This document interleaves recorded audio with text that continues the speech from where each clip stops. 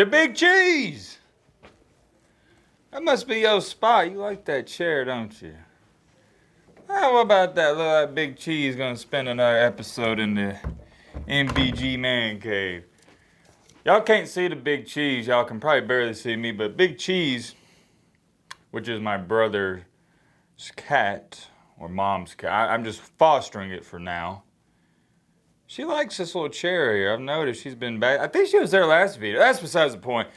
You're probably going, Matt, what in the world are we talking about? This is a football channel, not a Big Cheese channel.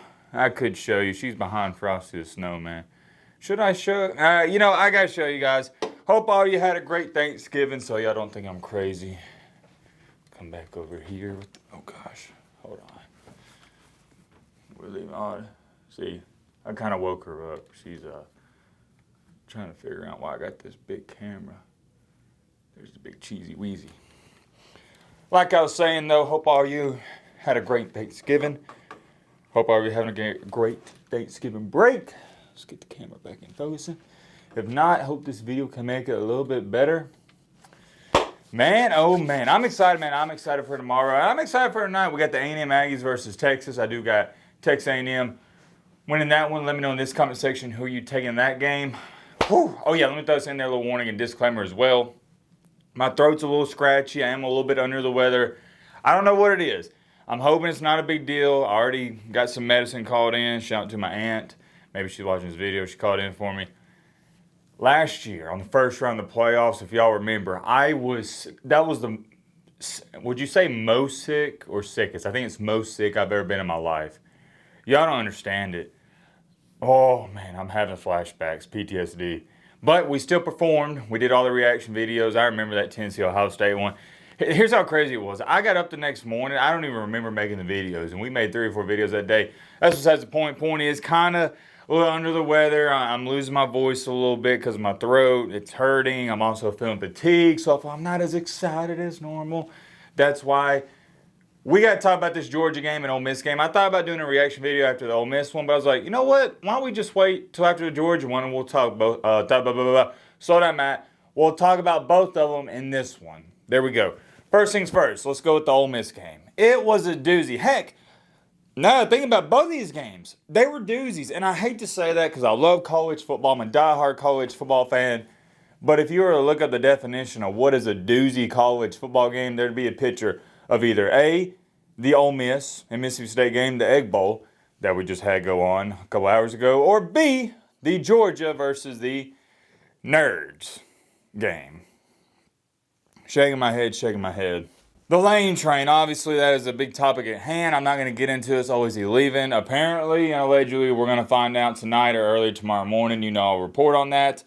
There was this instance, this also a different video for a different day, at the end of the game. I'm not going to go into this too much because I would go on a rant and tangent. Where after the Egg Bowl, Lane Kiffin called out a reporter because a reporter called him an HOE. He called the reporter out, and guess what? That nerd, whoever it was, sat there like this. Like a deer in headlights. Lane Kiffin confronted you one-on-one. You dweeb and you did nothing. Don't even get me started on that. I got to calm down.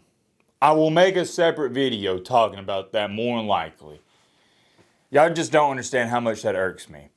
And this is why I say it from time to time on the channel. I'm in this industry and whatnot, and I can tell you 98% of YouTubers or just people in the media, because it's why I stay solo, I'm independent, and you don't see me doing a lot of collabs and whatnot, they're weirdos. And this guy is the definition of a keyboard warrior. Because the first thing he did after Lane Kiffin confronted him was go on Twitter and start tweeting about it. Buddy, you had Kiffin eye to eye, face to face, and you did this. Nothing. You took it like a you-know-what. I'm not even going to say it. Stood there like a you-know-what. Shout out to Kiffin for calling that nerd out. But golly, man. Y'all don't understand. Like, I could sit here for the next 10 minutes and just get worked up about it. It just irritates me. Because as a former athlete myself, me falling into this whole YouTube thing, this is a different conversation for a different day. Like, this goes in with my life story. This was all, I don't want to say an accident, but I was an athlete before I did all of this. You got most of these people trying to get to this media scene that are nerds, and then they just feel like they can go around talking crazy about these athletes, and I don't like that. It rubs me the wrong way. It does, because who are you, to be saying those types of things? And this is what I say. So y'all say, like, for example, what people say, oh, well, Matt's a Notre Dame hater. Let's just say Matt's a Ryan Day hater. We joke about that or whatnot. But what have I told you? There's a big difference from critiquing a team or player and being a hater. A hater is when you take it too far and you say, oh, like if I were to get up here and say, well, Jeremiah Smith, I don't think he's that fast. He's not that good. I'm just talking about his game. That's all good. That's fair game to me. But when you get up here and say, oh, well, Jeremiah Smith, he has a big nose and he's ugly. See, that's being a hater because you're not even talking about sports. That reporter crossed the line. You weren't even talking about sports, Lane Kiffin. You called him a straight up H-O-E. I'm not even going to say that word. I don't even like that word on channel. I think it's highly disrespectful. And I know I call Lane Kiffin a goofy goober, but we're joking when we say that. That's just taking it way, and I mean way too far. Getting on track with the game. Should we write down the stats? Only MattBeGreat spends $400 on a whiteboard. Took me a day to build this. I say a day, like 2 hours. And we had barely even used it, at least the past couple weeks. You know what? I'm not writing down the stats for this Ole Miss game. There's nothing to say. They're a playoff team. Let's clap it up to them. Congratulations, you're going to the playoff. I knew from the start of this game it wasn't going to be too competitive. Yeah, Mississippi State, they had the freshman quarterback. He was okay, but Ole Miss was just a far better team. And this was such an impressive win to me because it's the Egg Bowl. Bad blood there. It's similar to the Iron Bowl. Sure, Mississippi State, you look at them on paper, they're 5-6. They're not that good of a football team. I think they were 5-6, weren't they? 1-6 in SEC play. But it's a rival game. You can throw the record out the window. And Ole Miss just went in there, and they look like a playoff team, so congratulations to Hotty Toddy. I'm excited for y'all. SEC team, they're locked into a playoff. I don't think I need to say anything more about it. I'm not going to write down the stats. There's no need, because you guys don't care. Like, well, what are we talking about? We're really going to break down an Ole Miss and Mississippi State game. Ole Miss was the better team, the much better team. Sorry, I saw something beeping on camera. They wound up winning the game. Let's talk about this Georgia Tech game. Same thing. I'm actually going to write down the stats for this one. Because I think I saw something. Because I glanced. Oh, wait. The whiteboard's backwards. I saw something. Oh, yeah. Y'all didn't know that, right? The whiteboard has two sides. Yeah, I know. Big money. Big money, Matt, in the building. We got the dual-sided whiteboard. I know the budget on the channel's been going up. It has been going up a little bit.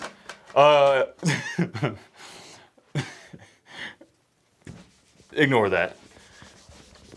Like I was saying. Georgia and the Georgia Tech Yellow Jackets. 16-9. Nobody was really impressive in this game. There's not too much to talk about. Nate Frazier, I got to clap it up to him. He was struggling early on in the season with fumbles. He looked like one of the best running backs in the SEC tonight. What happened to the Bowers guy? Did he not play? Or not Bowers. What am I talking about? I'm thinking of Brock Bowers. Bowens. Yeah, he didn't play. I thought I didn't see him out there, but it really didn't matter because Frazier, he stepped up. He did good. I also thought, what's his name? McCray. He did a pretty good job there. Gunnar Stockton, he was okay. Not the best game I've ever seen him play. Definitely not going to win the Heisman Trophy, even though I have him as my Heisman front runner. Because, a measly 11 for 21. Oh, my gosh. I got to write these stats down, and we'll go over them. Whew. Not good for the Heisman campaign. However, I still think he's one of the best players in the nation. All right, that's really all I need to see there. Haynes King had... How many rushing yards did he have? Not Haynes King, my apologies. Gunnar Stockton. He had 42. Haynes King had 39, so somewhere in the rushing category. Oh, that's a light sweet. 11 for 21, 70 yards, 1 touchdown, 1 INT. And so, but hey, you did enough to win the game. Outside the 1 interception, he was A-okay. Nothing too crazy. King on the night. Making sure I'm not missing any. Yeah, they just had 3 field goals. Oh, wow. Haynes King, 19-27. That's pretty good. 181, 0 touchdowns, 1 interception. It is what it is. Wasn't pretty, but I can't say I expected much out of Georgia Tech in this game. You're playing Georgia, one of the best teams in the nation. It wasn't a bad showing from Georgia Tech, considering how pitiful, and I mean pitiful, they looked last week against Pittsburgh. Georgia had 19 first downs. Georgia Tech had 14. Georgia had 260 yards of total offense. Georgia Tech had 250. Even game from that standpoint, but here's where it wasn't even, and this was the difference maker. Georgia had 190 rushing yards. Georgia Tech had 69. Georgia controlled the line of scrimmage. And this reminded me of an old school Georgia game. This is the Georgia I've seen the past 5 to 6 years. Ground, pound, rely on the defense, quarterback, not ask him to do nothing crazy, just manage the game. You give him a couple deep shots a game. If he hits it, great. If he doesn't hit it, no problem. We'll just run the ball. If we don't get a first down, we'll punt it away. And that's what they did. The entire season, because this wasn't like Georgia the entire year, their defense has been good at best. If I had to grade them on a scale of 1 to 10, I'd give them a 6, 6.5. They've been relying on Gunnar Stockton, asking him to go out there and win games. Look what he did against Tennessee. Look what he did against Ole Miss. He had to go out there and drop 40 in both of those games just to barely squeak by. But this one, no, and this is see, I think most Georgia fans are like, hey, not really an impressive win, but hey, we're in the playoff. I would disagree. This is a great sign if you're a Georgia fan. I know Georgia Tech doesn't have the most elusive offense you're ever going to witness. However, your defense is coming alive.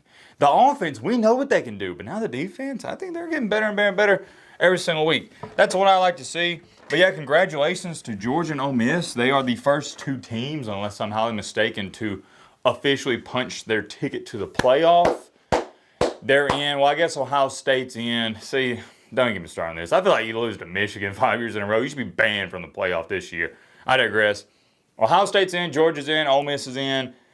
Oregon not in. No. Who's 2? Oh, yeah, Indiana's in, so there's 4 teams. Who's number 3 in the rankings? A&M, they're in, even with a loss. So, yeah, we got half the spots almost filled up at this point. If, Texas, they can't get in. Big Cheese is wanting out. She's knocking on the door. Guess that means I need to wrap up the video. Yeah, I don't want to make this super long. Gonna be watching this Texas A&M game, and I'm 99% sure we're gonna do a reaction video to that. Let me know your thoughts down below. But